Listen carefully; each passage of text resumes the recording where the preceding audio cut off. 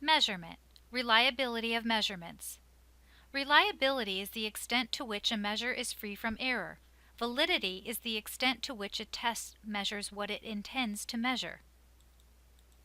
There are different types of errors. A systematic error is a predictable error of measurement and occurs in one direction, consistently overestimating or underestimating the true score.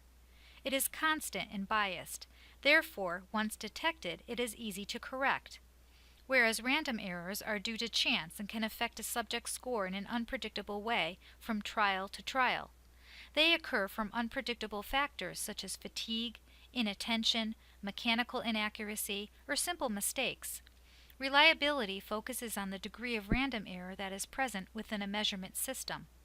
The assumption is made that random error is not related to the magnitude of the true score, and that if enough measurements were taken, random errors would eventually cancel each other out, making the average score a good estimate of the true score. There are three sources of measurement error: the tester, the measuring instrument, and the variability of the characteristic being measured. Researchers need to consider these sources of error when planning their study in order to minimize them. Regressions toward the mean occurs when extreme scores on a pretest are expected to move closer or regress toward the group average. This figure is an example of regression towards the mean. On the left are the pretest scores. They are more varied than the post-test scores on the right. This phenomenon occurs by chance. In this case, there is no change in student knowledge. The regression effect is higher with less reliable tests, where there is more error. With reliable tests, there is little regression effect. True test score. There is reliability coefficients. They are a product of true score variance divided by the sum of the true score variance plus the error variance. As error increases, the reliability coefficient decreases. Perfect reliability is rare. Reliability coefficients below 0.50 is poor. Between 0.5 and 0.75 is moderate, and above 0.75 is good.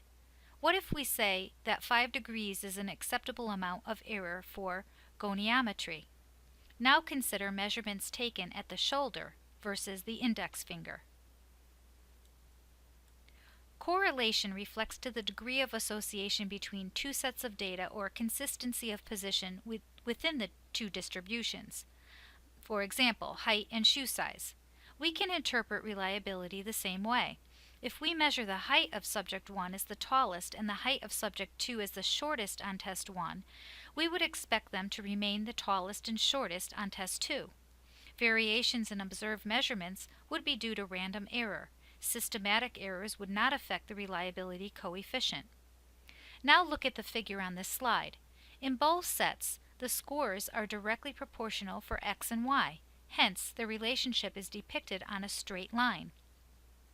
The relative positions of the scores are also consistent. That is, the highest score in x is paired with the highest score in y, and so on. The scores in Graph A also show direct agreement for each pair of scores. This is not the case in Graph B, where all of the pairs disagree. The y-score is 5 points higher than the x-score. But both graphs show perfect correlation. Therefore, while correlation tells us how the scores vary together, it cannot tell us the extent of agreement between the two sets of measurements. The essence of reliability is agreement between the two sets. That is, we want to know that the actual values obtained by two measurements are the same, not just proportional to each other. Test-retest reliability is used to establish that an instrument is capable of measuring a variable consistently. When the test itself is responsible for observed changes in a measure's variable, the change is considered a test effect.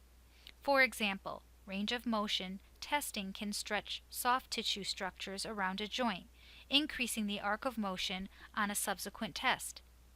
Inter-rater reliability refers to the stability of data recorded by one individual across two or more trials, whereas inter-rater reliability concerns variation between two or more raters who measure the same group of subjects.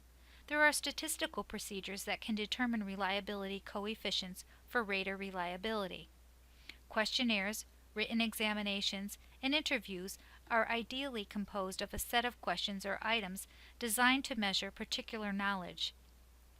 Internal consistency or homogeneity reflects the extent to which items measure various aspects of the same characteristic and nothing else. When we measure a difference between two scores, some portion of that change may be error and some portion may be real. The concept of minimal detectable difference, also referred to as minimal detectable change, has been used to define the amount of change in a variable that must be achieved to reflect a true difference. This is the smallest amount of difference that passes the threshold of error for a specific instrument and application. It is the smallest amount of change an instrument can accurately measure. The greater the reliability of the measurement, the smaller the minimal detectable difference. Please bring your laptop or iPad and goniometers to class. You will work with your tutorial group from semester 1. You will be measuring ankle dorsiflexion on someone in your group. Review as necessary. We will be looking at intra-rater and inter-rater reliability. You will create data files in Excel, then analyze in SPSS.